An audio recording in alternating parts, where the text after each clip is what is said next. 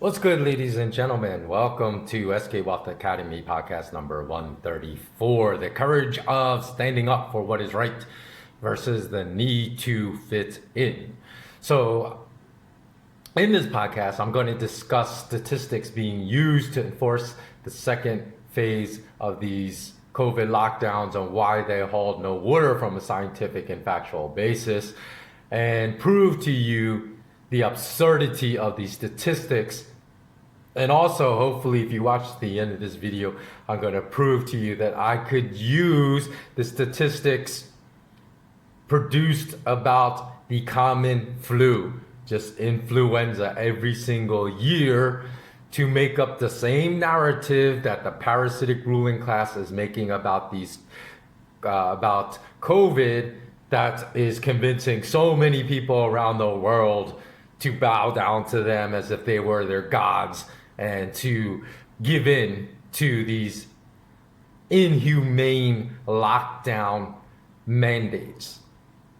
Now, the reason, again, I'm going to discuss this is because I'm trying to attack this from every angle to show people the absurdity of what is being claimed about the danger of this COVID virus. Because I still have friends that I cannot convince that their state narrative is incorrect for being locked down. In other words, I still have friends that 100% support these economic lockdowns of staying at home. And of course, they support them. They would not be supporting them if their economic lives were being ruined. But since they could stay at home and nothing has really changed in their lives economically other than being forced to stay home, then that is a primary reason, of course, why a lot of people would continue to support such lockdowns. Now, I understand the need to fit in because I really feel that there are a lot of people out there that aren't following their moral compass. They know that they're being lied to. They know what is right, but they just don't want to go against the million brainwashed people in their nations to defy them because they don't want people to pile onto them. And I understand that because I have lived in nations before with that type of mentality. I lived in Japan for 4 months, and one of the sayings they had there is the nail that sticks out will be hammered down. And I actually had friends that just because they like to sit on the beach during the summer and get tan, that Japanese people in general, not all, but in general, a lot would think that my friend was weird. And she even admitted as such. She would say, hey, Japanese people think I'm weird, but I don't care because having light white skin is such a big thing among Japanese women. So when a Japanese woman gets tan skin and likes it, they think something is wrong with her, which is crazy because what you're doing is stripping people of individuality and individual thinking. Like they in that aspect, they wanted to create like a hive mind that everyone needs to fall in line to think this way. And I think that's what's going on with people's mentality about this COVID virus as well. So in the last podcast, number 133, I told you the stat about how a child is trafficked in America every 40 seconds, and this amounts to 2,160 children trafficked every day. And I said I wasn't sure if that stat was right because I was just going from memory, but I looked it up and it came from the FBI. So if we take the statistics of human lives ruined from the economic lockdowns worldwide, because we just take the number of small businesses that have been estimated to be permanently ruined and shuttered, and on average how many employees they employ who are now unemployed, and the number of family members and the small business owners that also are suffering, as well as all the people pushed into extreme poverty, this amounts to 1,667,520 lives ruined every single day of these lockdowns. So that's why it is morally incumbent upon us to really understand the facts and the science if we're going to support these lockdowns. We have to understand and be 100% sure that the science and facts are supporting these lockdowns, because by supporting these lockdowns, we're supporting the ruin of 1,667,520 human lives every day these lockdowns continue. Now, one of the biggest propaganda points that the media loves is to take a famous person and say, hey, look at this famous person that got COVID. Nobody is immune to this. And famous people, you celebrities, you need to stop engaging in this fear mongering. Like, for example, I saw the latest thing. I know he didn't promote it, but he's being used as a tool to promote this fear. Usain Bolt went on and posted this video saying, I have COVID now and don't worry. And then other people wrote articles, look, if a top tier Olympic athlete can get COVID, then nobody is immune to getting COVID. But Usain Bolt said he had no symptoms. So stop posting videos if you have no symptoms. That would be like, can you imagine if every year celebrities and famous people posted videos on social media? Every year they got the flu. And this is even worse than posting if you got the flu. People say, how narcissistic are these people? They really think all these people care that they just got the common flu. But how about if you were infected with the common flu, but we're fine? Just like I'm fine right now making this video, had no symptoms, and say, hey, I got infected with influenza, but I am completely asymptomatic. And you went online and posted this, people would think, what is wrong with this person, this attention-seeking person, right? So celebrities, I urge you, and famous people out there, stop posting videos if you get COVID and you have zero symptoms whatsoever, because you're feeding into this fear mongering that allows media to use your celebrity to continue this fear mongering. Now, like in Germany, I mentioned in the last video that German people are among the few people in any nation that are really trying to defy their government, because this past weekend, or the last weekend in August, depending upon when I post this podcast.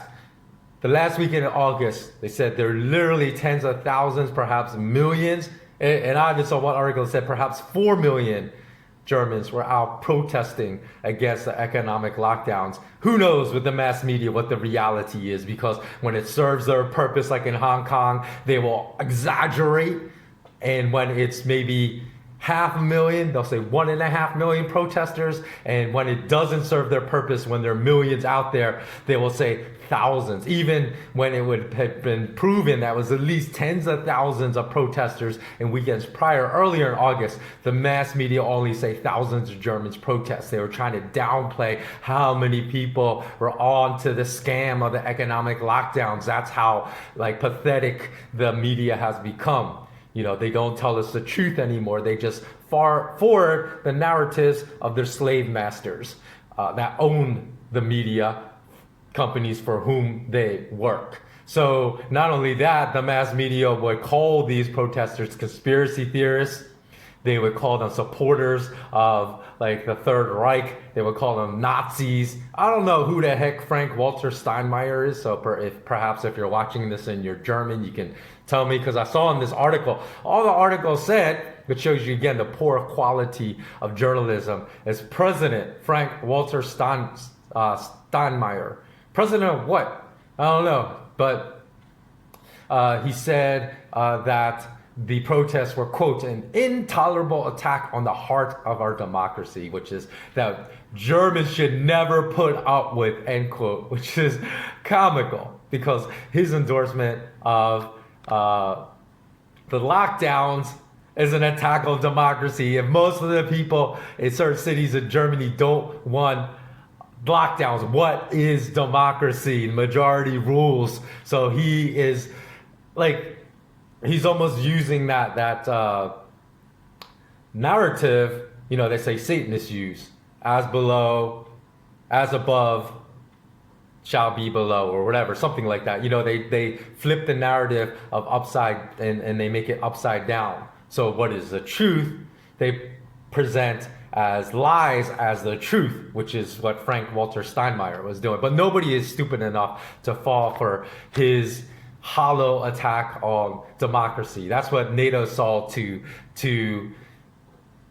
people around the world to justify their illegal wars in Iraq and Libya. And both those nations today are far worse off economically and spiritually than they were before NATO forces invaded them years ago. In Libya's case, and decades ago in Iraq's case. And if you ask middle-class Iraqis who were under, sure, he was a tyrant, the tyrannical rule of Saddam Hussein, still, their lives were not improved by NATO's invasion. They will tell you unilaterally their lives are worse off if they're still in Iraq, if they haven't fled their country.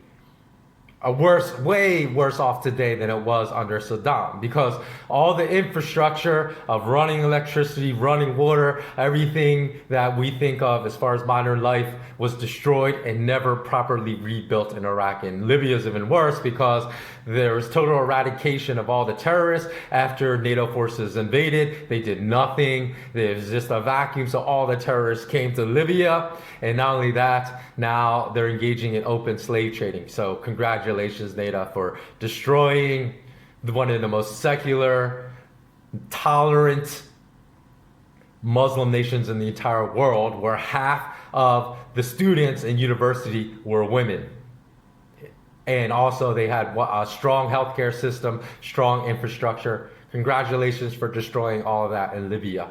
All in the name of democracy, just like that Frank Walter Steinmeier wants to do in Germany. So to justify their positions, they just make up numbers, because I saw something a few months ago from the Imperial College in London. I don't know, is that like a respected, prominent university in London? Maybe those of you that are British are watching this can let me know. But they said they performed a modeling study in May.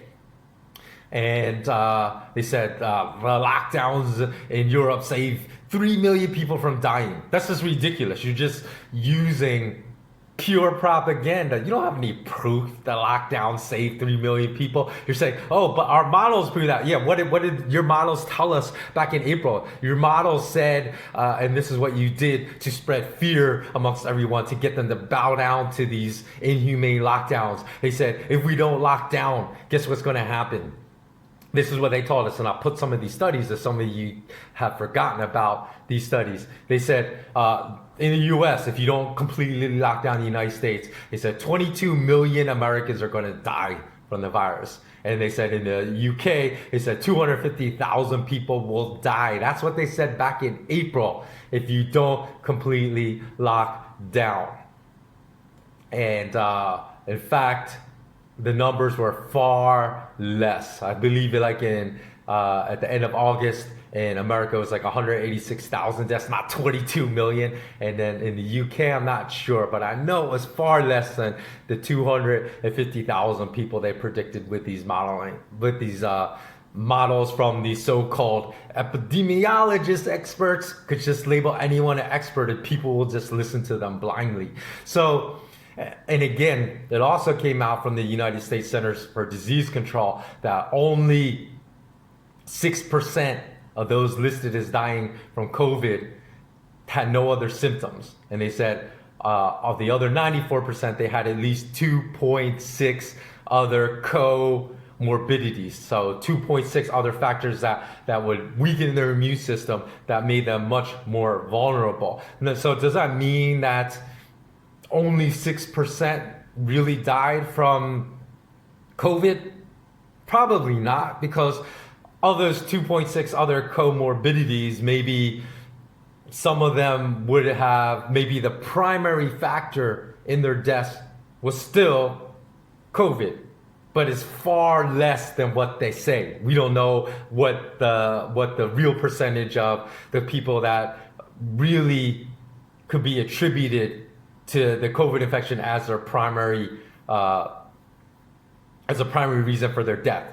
So we know it's not the 100% that they tell us, but is it 10% out of those numbers? Is it 15%? We don't know. All we know is far less than what they told us. So again, anyone that just believes statistics blindly, like, what are you doing? Because there's so much scientific evidence out there that these numbers are not accurate. So why would anyone continue to believe data that has no legitimacy?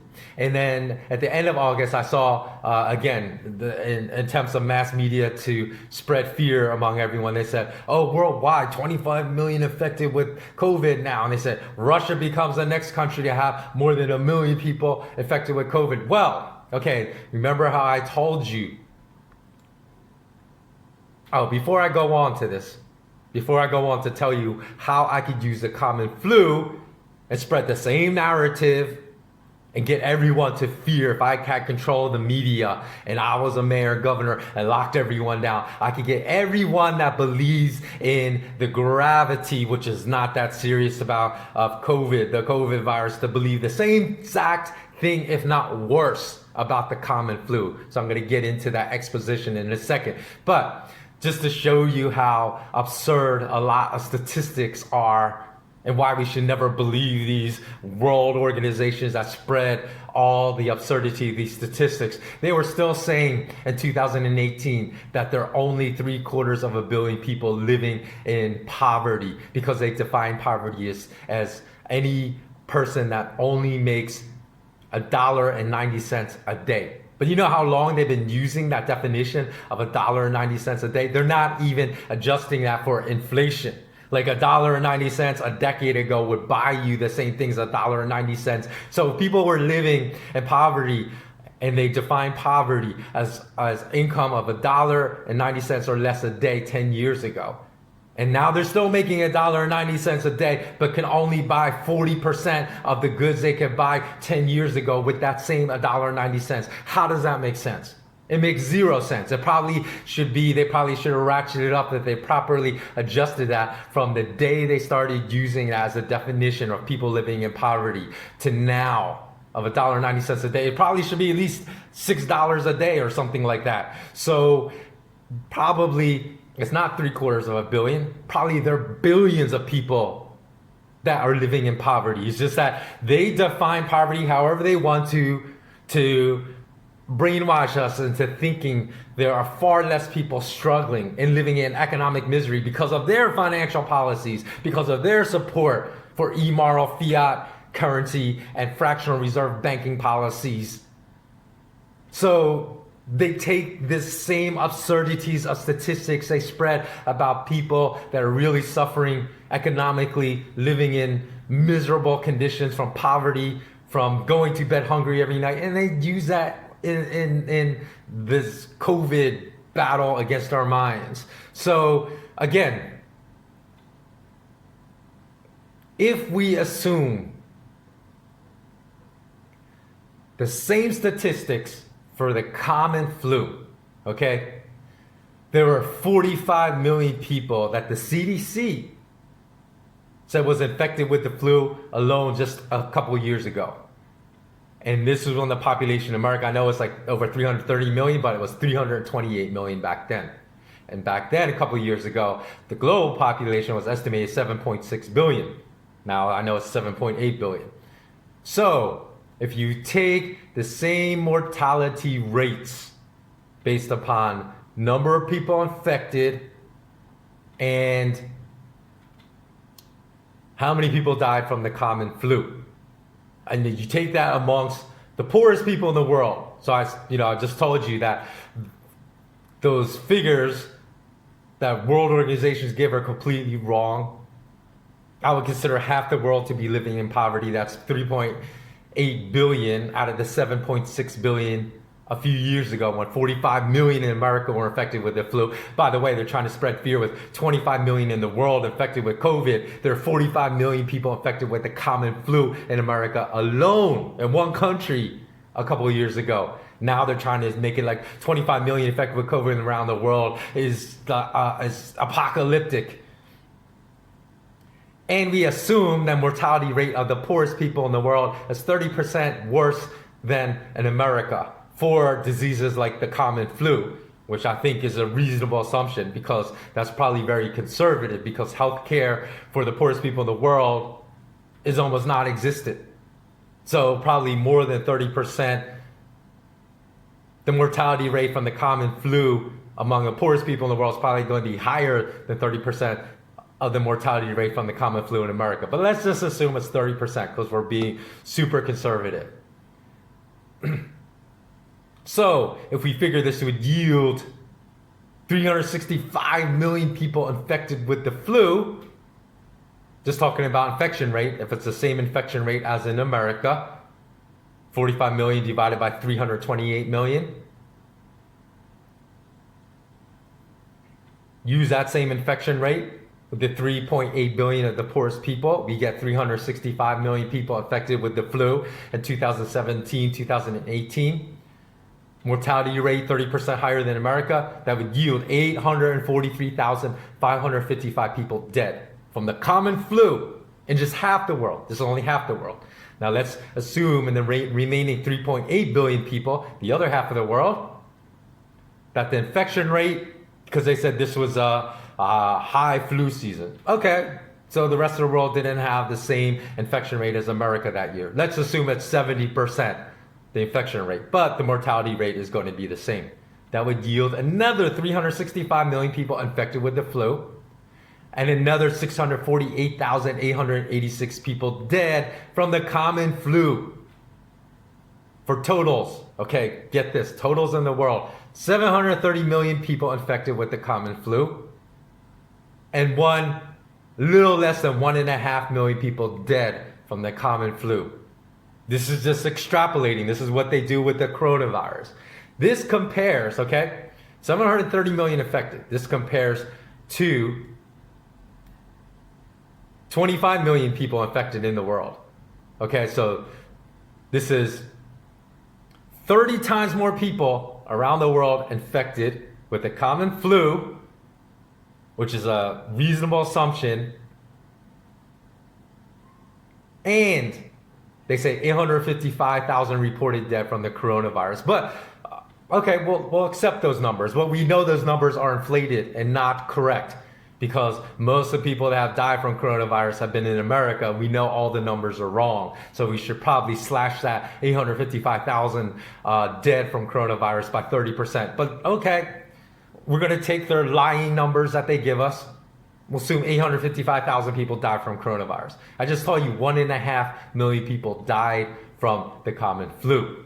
Now we don't know, again, those numbers I produced for the common flu, I had to extrapolate based upon very logical and reasonable assumptions, because nations around the world, they don't report the number of infections from the common flu. They don't report the dead from the common flu every year. So we don't know, but those are very reasonable assumptions I made about statistics, extrapolating statistics from people in America that get the common flu every year to the rest of the world. And even though I do know, because some people out there are going to be very nitpicky, will say, well, you know what? The US really doesn't collect statistics just on the common flu. So their statistics about infections of the common flu and deaths from the common flu have other